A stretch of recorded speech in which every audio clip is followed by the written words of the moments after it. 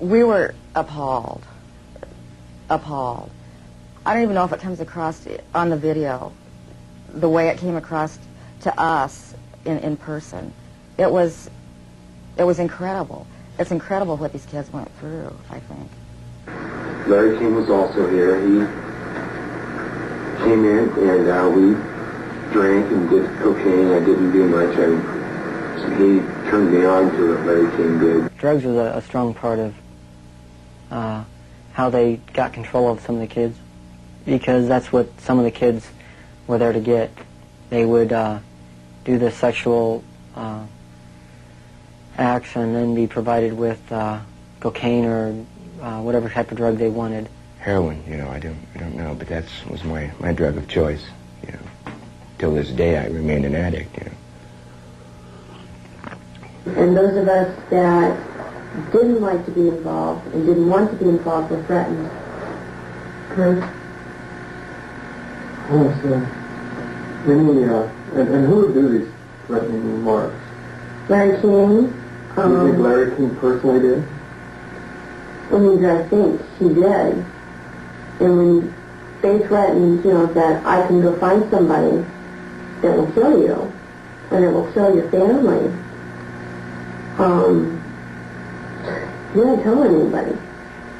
Larry King was, I would say, the center of transporting the children around the country. The airplanes were usually in his name, at least in his name. They were paid for by Larry King. We met them in Pasadena. Met who in Pasadena? We met, Larry King was there. There was 3 boys that I had seen at one of the receptions at the Country Cafe were there. And I'm almost positive they were Boys Town boys. Almost positive. They were there. You mean graduates of Boys Town or present? I think they were present because they were young. Well, how would they get away for a long period of time? I have no idea. Okay. Boys Town came up frequently during the investigation, but we found it very difficult to get information about Boys Town. I was not able to find any information on my visit there, and Mr. Caradori could not get information either. Boys Town today remains unwilling to discuss its involvement with Larry King. We were banned from filming at Boys Town, and its public affairs officer refused any interviews. I would have to give you a flat no. I'm just going to tell you at this point that we will not participate with you. We have no interest in talking to you folks. It's something that we don't even care to delve into.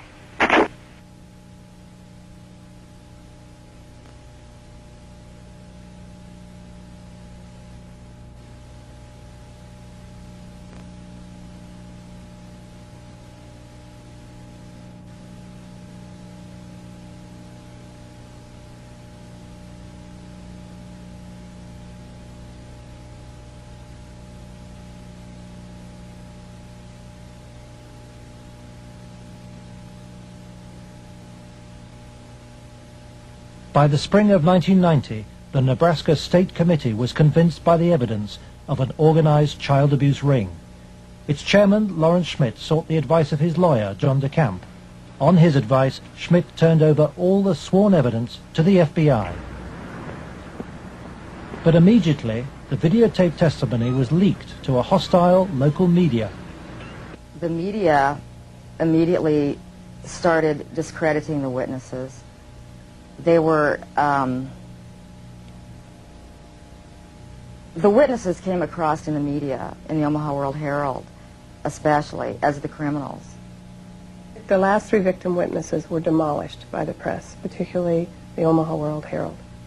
The paper never looked for information that would support any of the allegations. The whole purpose of the stories was to destroy any credibility that these youth may have. I've heard that people said that Gary Caradori coached me and that he told me what to say, but the fact was I didn't meet Gary Caradori until way after I'd already talked to the Omaha police about the abuse and had named all the same people. Paul Benassi maintains that neither the FBI nor the Omaha police took his allegations seriously.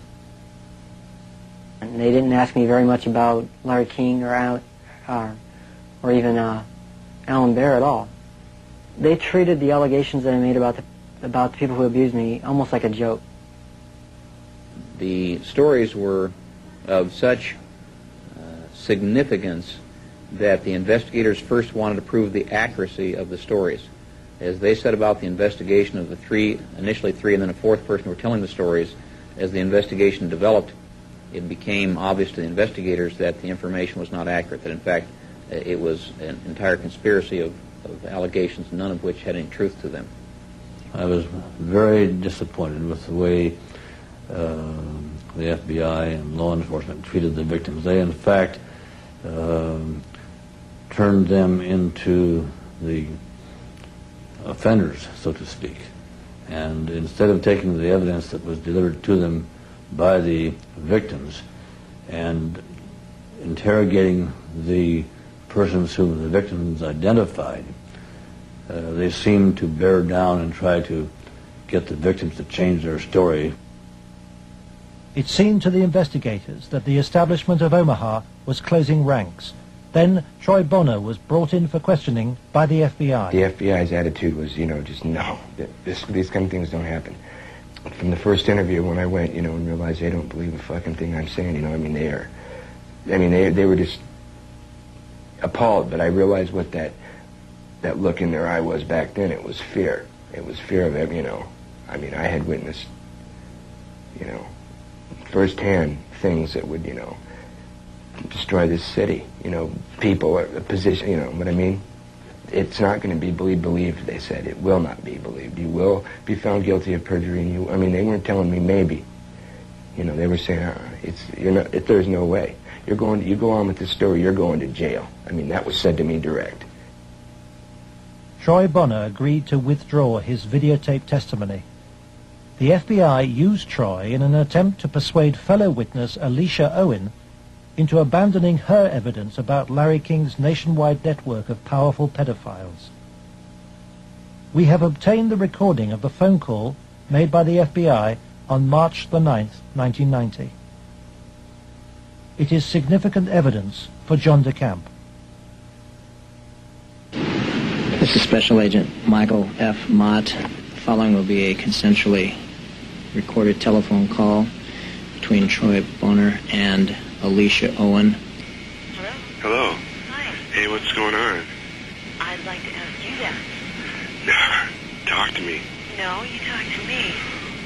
I don't understand why you're lying. Why are you lying? What are you talking about? That's what I'm asking you. You're calling me why I'm lying? Yeah. You concocted this whole thing, Alicia. You're full of shit. Either tell me what's going on. You're full of shit. Hey, look. Who do you have listening on this line? I have nobody listening to me. I'm listening to you, and I'm hoping you give me some fucking answers. I'll be honest with you. I don't know what kind of game you're playing. I'm not trying to play a game. I'm not going to go to jail for you. And that's what's going to happen. Why would you go to jail? Jail for telling the truth? No, jail for lying. What have you lied about? I haven't lied. Okay, then, but why are... Listen, shut up. Listen to me. You're not out here being talked to them every day. The pressure's kind of hard. You literally have to have bricks for brains to take on the FBI in this country. And that's exactly what you'd have to do this properly. They now, in my opinion, in my investigation, are the architects of the cover-up. We asked the FBI in Omaha for an interview about its investigation of the Franklin scandal. Larry Holmquist with the FBI here. We feel it would be inappropriate for us to comment. We work this with the Omaha Police Department, and we just don't feel it would be appropriate for us to make comments.